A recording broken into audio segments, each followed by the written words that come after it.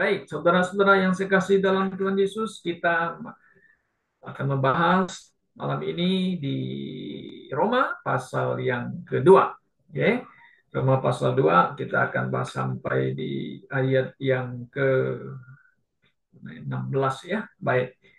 Nah, di dalam konteks di pasal kedua ini ada Paulus, di mana Paulus ya ingin menegaskan kembali mengenai penghukuman Allah terhadap orang-orang yang berdosa ya, dan juga adalah penghukuman juga kepada mereka orang-orang berdosa yang tanpa mempunyai hukum Taurat. Oke. Nah, yang kita bahas malam ini kita lihat ayat demi ayat ya. Mari kita perhatikan firman Tuhan demikian. Oke.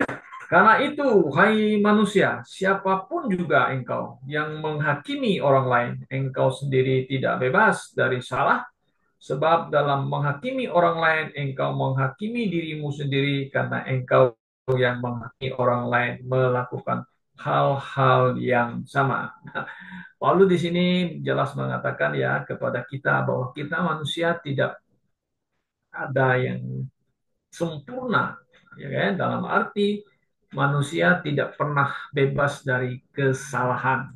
Tapi nyatanya, saudara, kehidupan manusia sehari-hari, ya kita bisa mengkritik orang, kita bisa menghakimi orang. Memang Alkitab pun mengatakan ya kita tidak jangan menghakimi. Kalau kita lihat di Matius pasal 7 ayat 1 ya.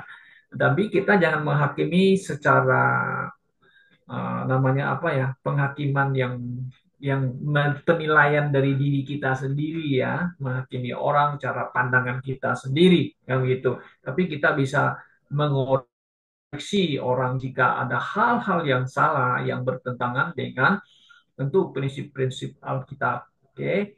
Nah, Paulus di sini dengan jelas ya mengatakan ya bahwa engkau tidak bebas dari salah ya, janganlah menghakimi orang. Oke.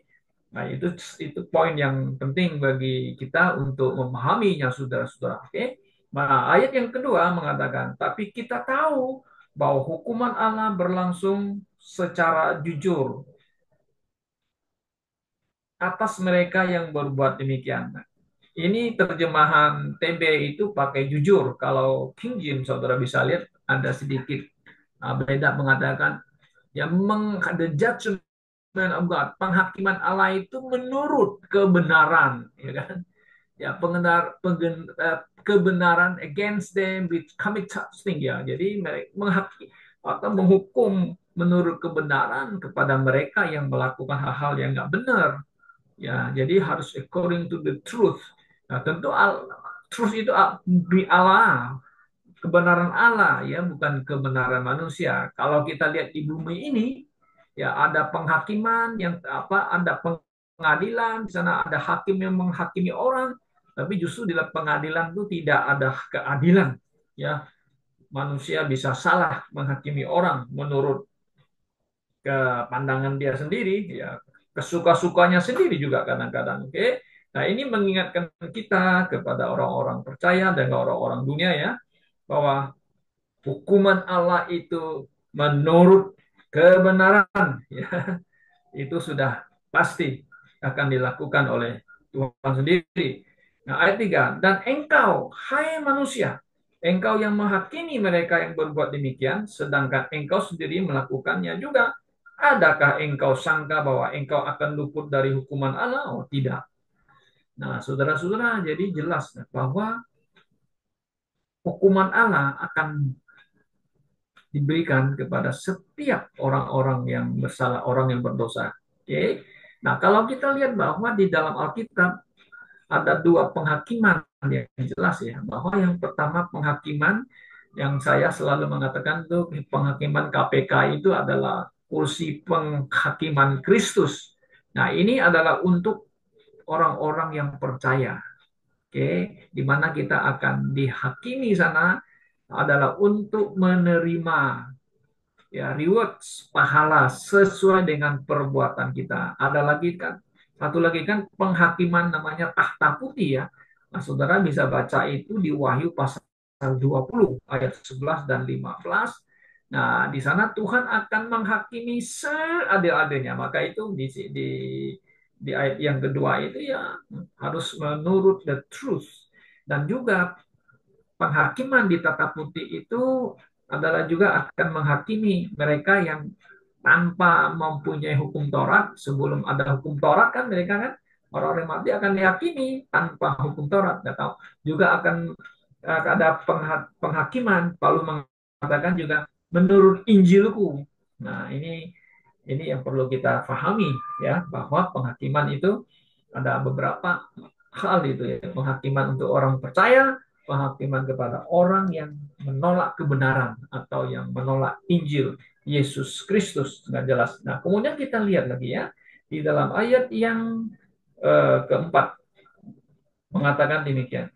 Maukah engkau ya menganggap sepi kekayaan kemurahan kemurahan Tuhan ya Allah ya, kesabarannya dan kelapangan hatinya? Tidakkah engkau tahu bahwa maksud kemurahan Allah ialah menuntun engkau kepada pertobatan? Jadi begini ayat yang ini maksudnya ya, banyak orang yang berpikir, saya nggak dihukum lah, saya masih bisa hidup di dunia ini. Saya buat jahat buat ini, ya Tuhan nggak menghukum saya kok. Jangan Anda berpikir demikian, saudara. Kenapa? Nah, karena di sini Paulus mengatakan Allah itu masih bermurah hati, ya, sabar ya kepada Anda, ya kan? Nah, dia mau supaya karena kesabaran Allah ini kepada manusia ini apa? Supaya dia mau tuh menuntun orang tuh, supaya mereka itu bertobat, ya, bertobat, boleh mengenal Allah yang benar, boleh bertobat, tentu ya bertobat percaya kepada Yesus Kristus, kan? Tapi apa yang terjadi, saudara? Nah, kita lihat di ayat 5. Tapi oleh kekerasan hatimu yang tidak mau bertobat, engkau menimbun murka atas dirimu sendiri pada hari waktu mana murka dan hukuman Allah yang adil akan dinyatakan. Nah, jadi kita lihat ayat ini sangat jelas mengatakan ya, karena kekerasan hatimu. Nah, kita sudah bahas kemarin kan di ayat yang ke-18 sampai ayat 32 kan, di situ kan ada namanya sebab murka Allah nyata dari surga atas segala kefasikan dan kelaliman manusia yang menindas kebenaran dengan kelaliman. Ya, ya manusia itu sudah nyata dari surga sudah diberikan kepada manusia. Kalau you tidak mau bertobat, you melakukan kejahatan, murka Allah akan diberikan kepada manusia. Ya betul, saudara, kita lihat mereka yang berbuat jahat ya ada timingnya tentu yang Tuhan tetapkan ya. You kalau nggak bertobat ya you akan mati, you akan binasa, kan begitu. Itu jelas ya di sini. Nah, jadi hukuman Allah sudah pasti akan jatuh kepada mereka yang melawan Tuhan ya, melawan kebenaran, yang memperlakukan kebenaran itu dengan cara yang nggak benar, ya kan? Menindas kebenaran, kan begitu. Oke. Nah, tapi Tuhan itu masih bermurah hati ya. Kita kasih alam kepada manusia masih terbuka sampai hari ini, masih sabar. Ya kalau you keraskan hati, udah kamu nggak mau bertobat, ya kamu nggak mau, ya udah kamu akan dihukum. Nah, maka itu saudara kita lihat bahwa pemberitaan Injil sampai hari ini kan masih terbuka ya, masih disebarkan, masih diberitakan. Ya ada yang terima, ada yang nolak dan sebagainya. Nah, ayat yang ke 6 dia mengatakan demikian lagi. Paulus mengatakan, ia akan membalas setiap orang menurut perbuatannya. Nah, siapa yang membalas? Ya Allah sendiri kan akan membalas setiap orang menurut perbuatannya. Ya sudah jelas. What you sow and you reap. Apa yang engkau tabur, ya kamu terima. Kan begitu.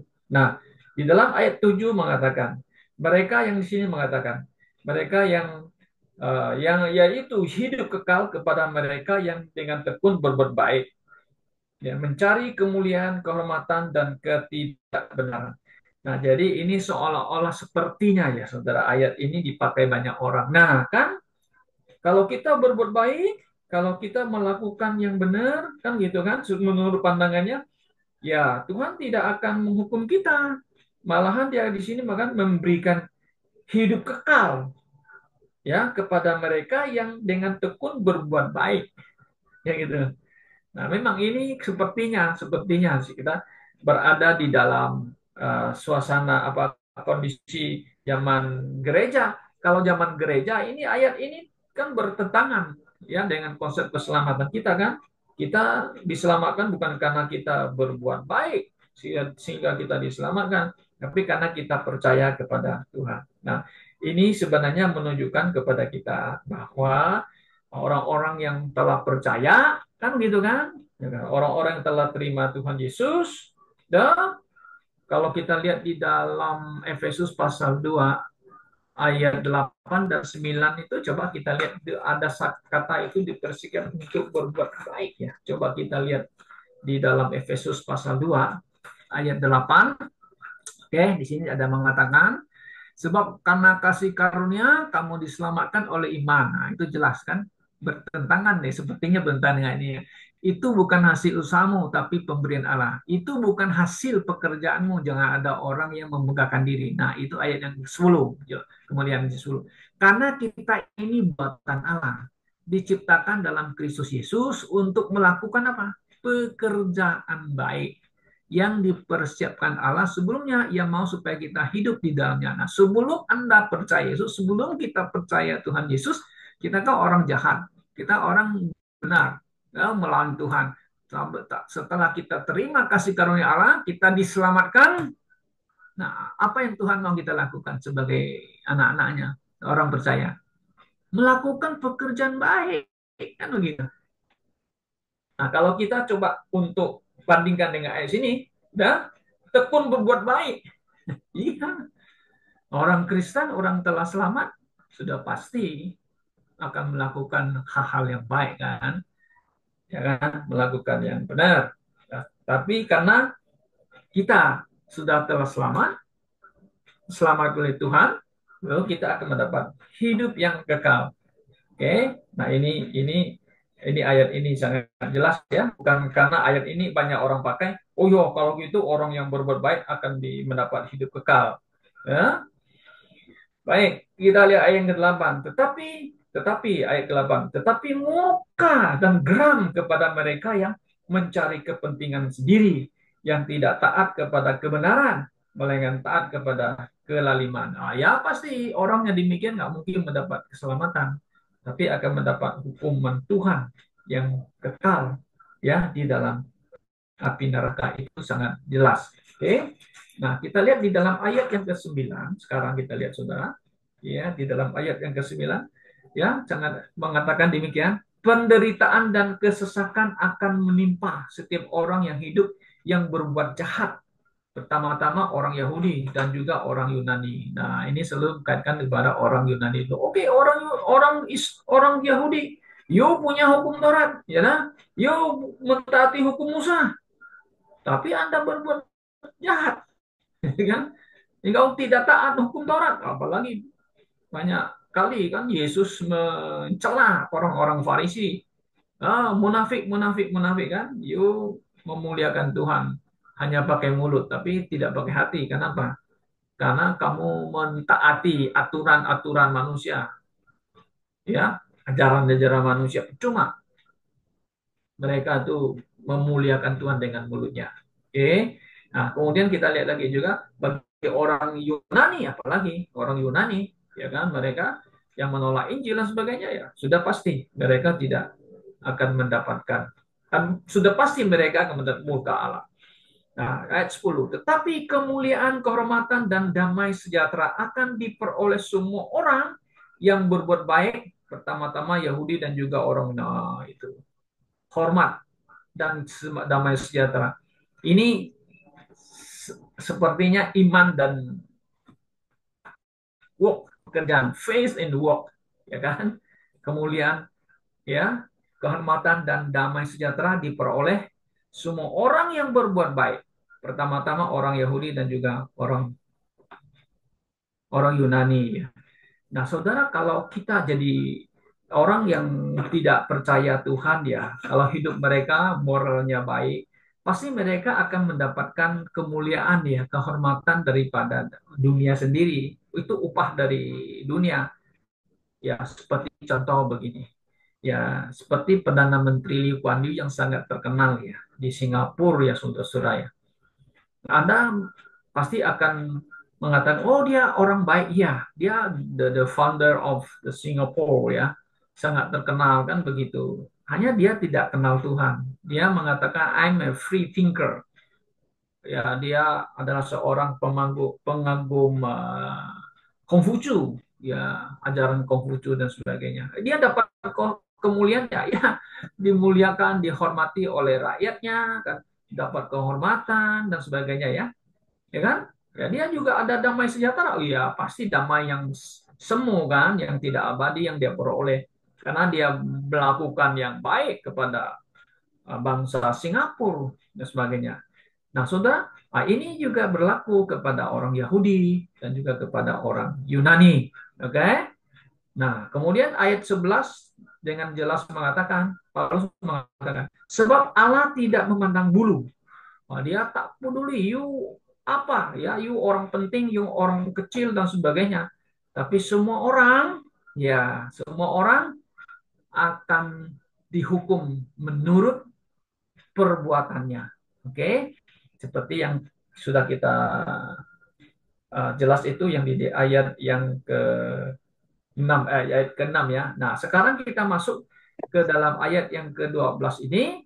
Nah, ini adalah mengenai penghukuman kepada mereka yang tanpa memiliki hukum Taurat. Nah, ayat 12 mengatakan, sebab semua orang yang berbuat dosa tanpa hukum Taurat akan binasa tanpa hukum Taurat. Dan semua orang yang berbuat dosa di bawah hukum Taurat akan dihakimi oleh hukum Taurat. Nah, kalau kita dispensasi pasti ngerti, paham ini kan, saudara ya. Kita lihat ada zaman Adam kan, zaman innocence, ya, pakai ada hati nurani. Zaman innocent itu ya zaman Bapak Abraham dan sebagainya, termasuk Nuh, Ayub dan sebagainya. Mereka kan belum mendapatkan hukum Taurat kan, atau hukum Musa kan belum diturunkan kan, kita mengatakan the Moses Law itu belum ya diturunkan, Allah belum berikan ya. Mereka hidup pakai apa? Bagaimana mereka bisa tahu yang baik dan jahat? Ya hati nurani kan begitu. Nah, jadi di sini mengatakan oke, okay, mereka sudah mati, ya mereka akan dihukum. Lalu mereka belum apa di luar hukum Taurat ya akan dihukum, ya kan, tanpa hukum Taurat. Dan mereka yang ada di hukum Taurat ya termasuk orang ya orang Israel di bawah hukum Taurat akan diadili menurut hukum Taurat. Oke? Okay? Dan semua orang yang berbuat dosa di hukum Taurat akan dihakimi oleh hukum Taurat. Nah, ayat 13 mengatakan demikian. Karena bukanlah orang-orang yang mendengar hukum Taurat yang benar di hadapan Allah, tapi orang yang melakukan hukum Taurat lah yang akan dibenarkan. Ya, ya. Kemudian ayat 14 menjelaskan kepada bangsa-bangsa lain yang tidak memiliki hukum Taurat ya, mengatakan demikian. Baiklah, bangsa-bangsa lain yang tidak memiliki hukum Taurat oleh dorongan diri sendiri melakukan apa yang dituntut hukum Taurat, maka walaupun mereka tidak memiliki hukum Taurat, mereka menjadi hukum Taurat bagi diri mereka sendiri. Nah, jadi ya, cuma ada hukum Taurat. Jadi bagaimana? Oh, mereka pakai konsusnya menilai, oh nggak boleh bunuh orang, harus hormati orang tua dan sebagainya kan? Ya, tidak boleh mencuri. Oh ya, tidak boleh berzina sama orang. Jadi mereka ada di dalam hatinya sebenarnya itu. Nah, jadi mereka namanya dengan hati nurani ini ya sebagai hukum Taurat bagi mereka sendiri. Oke, nah maka itu, you mati sebelum hukum Taurat, you akan dihukum tanpa hukum Taurat. Oke, nah kemudian ayat 15. Sebab dengan itu mereka menunjukkan bahwa isi hukum Taurat ada tertulis di dalam hati mereka. Ya, tertulis di hati. Dan suara hati, nah itu ada konsus ya. Suara hati mereka turut bersaksi dan pikiran mereka saling menuduh atau saling membela. Oh ya, Nah, kalau kamu tidak punya hukum Taurat, jadi hati nurani itu yang akan bekerja ya, sendiri yang akan, wah ini saya telah bersalah, saya buat ini dan sebagainya. Jadi ada hati nurani, oke? Hati nurani sudah. Nah, jadi begini, orang berdosa, orang yang telah jatuh ke dalam dosa, ya memang Alkitab mengatakan mereka adalah orang yang bejat, ya, bejat dan sudah rusak. Nah, kalau Calvinis itu sudah mengatakan kata kalimat itu total depravity. Nah, kalau mereka itu menganut paham total depravity itu artinya begini, sudah bejat total benar-benar begitu ya. Oke. Kemudian dalam artinya seperti di Efesus pasal 2 ayat 1 mereka mengatakan dia sudah mati, maka dia harus dihidupkan rohnya supaya dia bisa mengambil apa percaya menerima Injil. Nah, saya tidak apa nama itu saya paham itu. Oke. Nah, sekalipun manusia telah berdosa, jatuh ke dalam dosa, dan di Roma 3:23 mengatakan bahwa manusia semua telah berdosa dan kurang kemuliaan Allah. Nah, kalau TB kan pakai hilang kemuliaan Allah. Kalau kata hilang itu bisa salah paham kita. Oh, kalau gitu, oh betul. Total depravity tidak ada lagi free will. Nah, kalau paham kita kan mengatakan sudah rusak, ya manusia rusak, tetapi masih ada free will, bisa memilih, ya masih bisa punya conscious yang bisa tahu, oh ini nggak boleh, oh ini nggak boleh, kan begitu. Nah, makanya kita percaya bahwa mereka masih bisa menolak Injil, menolak kebenaran, ya kan? Karena apa? Karena masih ada free will-nya, saudara. Nah, sangat jelas bahwa setiap kita manusia ya